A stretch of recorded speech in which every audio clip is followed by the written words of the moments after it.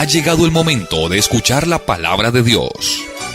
Un potente mensaje extraído de las Sagradas Escrituras. En la voz del pastor Carlos Hoyos. Vamos a leer una porción de la palabra que está en Hechos de los Apóstoles capítulo 15. Puestos de pie, sean tan amables. Hechos de los Apóstoles capítulo 15. Amén. Vamos a leer el versículo 1 y vamos a llamar la enseñanza así: causa, efecto y solución. ¿Listo? ¿Cómo es que la vamos a llamar? Causa, efecto y solución. Entonces algunos que venían de Judea enseñaban a los hermanos: si no os circuncidáis conforme al rito de Moisés, no podéis ser salvos. ¿Quieren decirle a Dios que nos bendiga? Padre nuestro, yo te doy gracias por esta bendición que me has concedido de estar aquí hoy para compartir la palabra. Te ruego que me bendigas y que bendigas a todos y cada uno de los que están aquí conmigo, como los que están conectados a través de las redes sociales. Por amor de tu bendito y santo nombre, Dios, permítenos ser edificados, bendecidos, que podamos crecer en este conocimiento de ti, de tu palabra. Haz que esta palabra hoy sea vida, sí, Dios mío, que nos guíe cada día para ser mejores cristianos y depender de tu gracia. En el nombre de Jesús oramos, amén, amén. Pueden sentar, hermanos. Bueno, uno escucha decir que cuando un niño va con fiebre o lo llevan después de 39, creo, grados o más, dice que tiene fiebre y pues lo llevan al médico. El médico no busca quitarle la calentura, sino quitarle lo que provoca. Entonces, ¿cuál es la causa? La infección. ¿Cuál es el efecto? La calentura. ¿Y cuál es la solución? El medicamento que le aplican, y a través de ello van a solucionar el problema. En la iglesia primitiva se presentó un fenómeno que era bastante complicado. ¿En qué radicaba? Bueno, que algunos hermanos que habían sido fariseos creyeron a la gracia. Y mientras estos israelitas fariseos creyeron a la gracia, también habían unos gentiles en otras regiones como Antioquía y otras que habían creído también a la gracia. Pero había una diferencia, y es que los hebreos o israelitas traían muy arraigada en su vida la tradición de Moisés. Vivían bajo la ley. Los gentiles que se convertían a Dios vivían sin ley, bajo otra situación totalmente diferente. Y eso hace de que se presente una discusión no pequeña, porque los hermanos que habían creído al evangelio de la gracia siendo circuncidados, iban a la iglesia a decirles: si ustedes no se circuncidan y guardan los ritos de la ley, no pueden ser salvos. Entonces eso formó un alboroto no pequeño. Fue tan compleja la situación que fue necesario reunir a los apóstoles, a los ancianos, y también estuvieron allí nada más y nada menos que Pedro y Pablo, Bernabé, porque el problema era grave, muy grave. ¿Qué lo había causado? el concepto de guardar los ritos de la ley. Esa de querer guardar la ley provoca o da un efecto que es la discusión. Y luego, entonces, una vez se reúnen los ancianos y los apóstoles y la iglesia, se busca una solución. Y a mí me llama la atención el pasaje porque he estado pensando todo el día en aquello de que muchos quieren buscar la manera de mezclar la gracia con la ley, cuando al final la gracia con la ley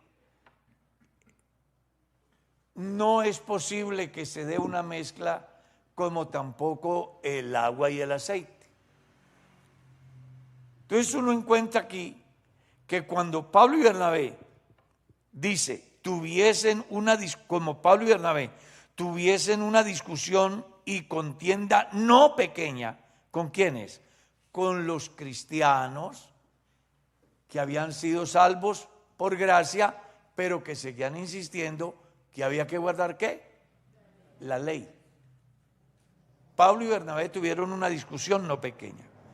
Y dice la Biblia que tomaron la decisión de subir a Jerusalén, y algunos otros de ellos a los apóstoles y a los ancianos para tratar esta cuestión. O sea, se complicó tanto que dijeron, no, pues nosotros no podemos arreglar esto, vamos a buscar una salida en mutuo acuerdo donde se discutan los diferentes puntos y al final lleguemos a una conclusión, porque hay un problema serio, muy serio. Y dice la Escritura, si usted lee todo el pasaje, que le recomiendo que lo lea entre otras, en el versículo 6 del mismo capítulo dice, y se reunieron los apóstoles y los ancianos para conocer de este asunto, y después de mucha discusión, Pedro se levantó y les dijo, varones hermanos, vosotros sabéis cómo ya hace algún tiempo que Dios escogió que los gentiles oyesen por mi boca la palabra del evangelio y creyesen. Y Dios, que conoce los corazones, les dio testimonio dándoles el Espíritu Santo, lo mismo que a nosotros. Y ninguna diferencia hizo entre nosotros y ellos, purificando por la fe sus corazones. Entonces llega una propuesta interesante. Ahora pues, ¿por qué tentáis a Dios? Poniendo sobre la cerviz de los discípulos un yugo que ni nuestros padres ni nosotros hemos podido llevar. Antes creemos que por la gracia del Señor Jesús seremos salvos, de igual modo que ellos. El apóstol en su disertación les dice, vea, la ley es algo tan complejo que no hubo nadie que la pudiera cumplir, ni nuestros padres ni nosotros. Y ahora ustedes quieren imponerle ese yugo, ¿a quién? A los creyentes que no son judíos, cuando nosotros entendemos que es por la gracia del Señor Jesús que somos salvos. Y ya ustedes saben, Dios no hizo diferencia entre judíos y gentiles. Les dio el Espíritu Santo a los unos y también a los otros. No hizo ninguna diferencia. Así que no vamos a poner un yugo que nosotros ni nuestros padres pudieron cumplir. Si usted sigue leyendo el pasaje, dice que entonces toda la multitud cayó y oyeron a Bernabé y a Pablo que contaban cuán grandes señales y maravillas había hecho Dios por medio de ellos entre los gentiles.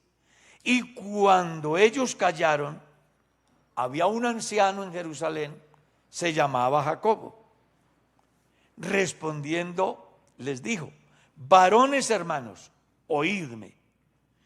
Simón ha contado cómo Dios visitó por primera vez a los gentiles para tomar de ellos pueblo para su nombre. Y con esto concuerdan las palabras de los profetas como está escrito. y les da la enseñanza relacionada acerca de la oportunidad para los gentiles y también la oportunidad para los israelitas el día que Dios se vuelva a restaurar el tabernáculo caído. Y entonces en el versículo 28 les dice: porque ha parecido bien al Espíritu Santo y a nosotros no imponeros ninguna carga más que estas cosas necesarias, que os abstengáis de lo sacrificado a los ídolos, de sangre, de ahogado y de fornicación, de las cuales cosas, si os guardareis, bien haréis, pasadlo bien. Me llama mucho la atención el pasaje, porque hay una causa, hay un efecto, pero al final encuentran una salida. ¿Cuál? La de entender de que la salvación no es por ley, sino por gracia. La solución es que el pueblo gentil que se convierte a Dios no se le imponga un yugo que ni los padres ni los apóstoles guardaron, sino que al contrario llegaron a la conclusión que solo por la gracia del Señor Jesús es que se puede ser salvo. En el Evangelio según San Juan, el capítulo 1, leemos: porque la ley por medio de Moisés fue dada, pero la gracia y la verdad vinieron por Jesucristo.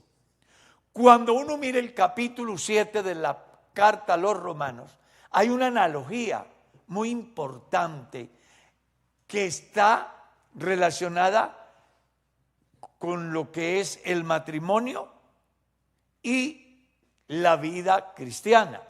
Entonces, Pablo comienza a decirles de que la ley dice que la mujer está sujeta al marido mientras éste vive. Una vez que muera, ella es libre de la ley y si se casa no cometerá adulterio, dice él. Ahora, trae a comparación. Cristo es nuestro marido, porque hemos muerto ¿a qué? A esa ley. ¿A cuál? A aquella que nos hacía culpables y sin esperanza, porque ya también Pablo ha escrito en la carta a los Gálatas que por las obras de la ley ¿qué? Ningún ser humano será justificado. La gente podría decir y puede decir hoy que guardan la ley, pero eso no los hace ilesos del pecado. Al contrario, hace que sean más pecadores, porque nadie puede justificarse por la ley. Solo hay una manera de escapar de esa ley, y es aceptando la muerte de Cristo a nuestro favor, para que esa ley muera en Cristo y usted y yo alcancemos la obra de la justificación por medio de la muerte y la resurrección de Jesús. Por eso es que el capítulo 5 de la carta a los Romanos, el apóstol dice: justificados por la fe, tenemos paz para con Dios por medio de nuestro Señor Jesucristo. Si sigues leyendo en cuentas, lo que era imposible para la ley, por cuanto éramos débiles en la carne, Dios encuentra una solución para nosotros en Cristo. Eso es lo que dice. Cristo dice que por cuanto éramos débiles en la carne, Dios, enviando a su Hijo en semejanza de carne de pecado, a causa de nuestros pecados, dice, condenó el pecado en Jesús, para que concuerde lo que dice el profeta Isaías: todos nos descarriamos como ovejas, cada cual se apartó por su camino, pero Jehová cargó en él el pecado de todos nosotros.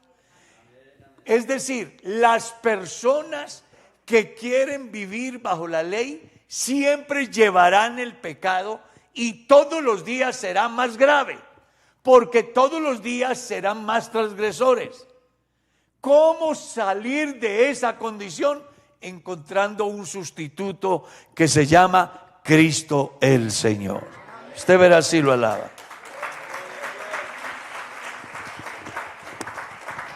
A su nombre, gloria.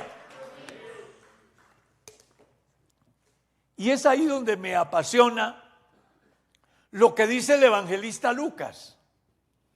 Viene dando una enseñanza o explicando acerca del cuestionamiento que le hacen a los discípulos porque ellos no ayunan. Sin embargo, los discípulos de Juan y los fariseos ayunan muchas veces. Jesús les dice, es que no puede estar de luto el que está de boda. Ahora ellos no ayunan porque tienen el esposo, pero cuando el esposo les ha quitado, ellos ayunarán. Y luego le refiere una parábola en dos campos. Y me llamó mucho la atención porque Lucas dice, nadie le quita un pedazo a un vestido nuevo para ir a colocárselo a un vestido viejo, porque se hace doble daño. Se daña el vestido nuevo y también se daña el viejo. Luego les dice, nadie echa vino nuevo en odre viejo. El odre viejo era una especie de un talego, en mi tierra dirían una jícara de cuero bien sellada donde se depositaba el vino. Y a causa de la fermentación, pues se acumula gas y hace que el odre se expanda hasta donde más puede, y allí entonces el vino pues se va a conservar y va a ser agradable. Pero ¿qué pasa si se gasta ese vino y se vuelve a echar vino nuevo? Pues simplemente que la fermentación, el gas que hace, que produce la fermentación, pues va a buscar ampliar más el odre, y entonces ¿qué va a pasar? Se va a romper el odre y se va a perder el vino. Jesús les estaba diciendo algo así: para ustedes recibir este mensaje nuevo que yo traigo, necesitan ser ustedes nuevos. Y eso solo será posible si ocurre un nuevo nacimiento. Si la persona no nace de nuevo, no estará en condiciones de recibir ese vino nuevo. Y prueba de que cuando Jesús, al soltar su enseñanza que era nueva, y al llegar al pensamiento de los señores que se autoproclamaban dueños de la absoluta verdad, pues produjo una explosión tan grande que generó controversia, y la suma final es quitarle la vida a Jesús. No estuvieron en condiciones de recibir la novedad de vida que Jesús venía a traer a través de una nueva enseñanza. Nosotros no podemos pensar, esperar, creer que siendo salvos por gracia vamos a comenzar a practicar cosas de la ley, porque la ley y la gracia no se mezclan, son diferentes. La ley es la base, la gracia es el cumplimiento. En otras palabras, Pablo tenía razón cuando dijo que los que quieren depender de las obras de la ley están bajo maldición, porque la ley decía, si lo hace, vivirá, si no lo hace, morirá. ¿Ya? Y por eso el capítulo 3 de la carta a los Gálatas, verso 3, él dice, Cristo nos redimió de esa maldición. Hecho por nosotros, ¿qué? Maldición. Como está escrito, maldito todo aquel que es colgado en un madero. El lugar que usted y yo debíamos de ocupar, según la ley, Cristo lo ocupó para que usted y yo no llegásemos allá. Yo quiero que alaben al Señor. Por eso es preocupante escuchar a cristianos añorando las fiestas israelitas, queriendo utilizar los atuendos de ellos, participar de ceremonias que ellos hacen. Escuché a uno que dijo: si usted no va a Jerusalén siquiera una vez en la vida, no vendrá lluvia sobre el pueblo. Porque él pensaba que tenía que someterse a todo el rigor de aquellas prácticas mosaicas. Sin embargo, yo no he ido a Israel y me he mojado muchas veces en la calle. Eso como para que usted alcance a entender de que una cosa es la gracia de Dios por la cual somos salvos, otra cosa es la ley que simplemente muestra el pecado y no le brinda la solución al hombre. Por eso Pablo escribe en la carta a los Romanos: el fin de la ley es Cristo, para justicia a todo aquel que cree en él.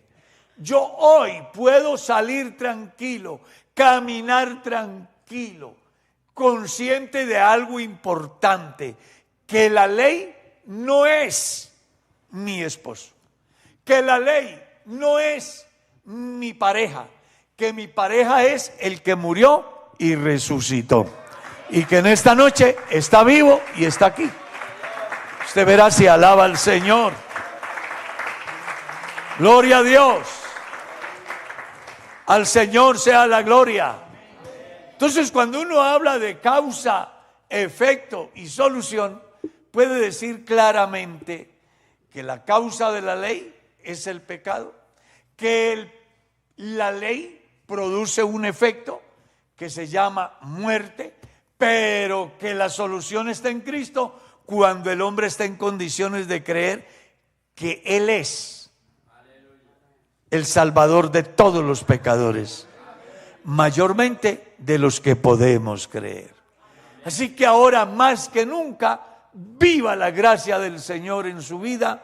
Permita que la gracia sea quien haga posible su verdadero reposo y no crea cosas diferentes, pues ya está escrito que esta es la palabra de fe que predicamos.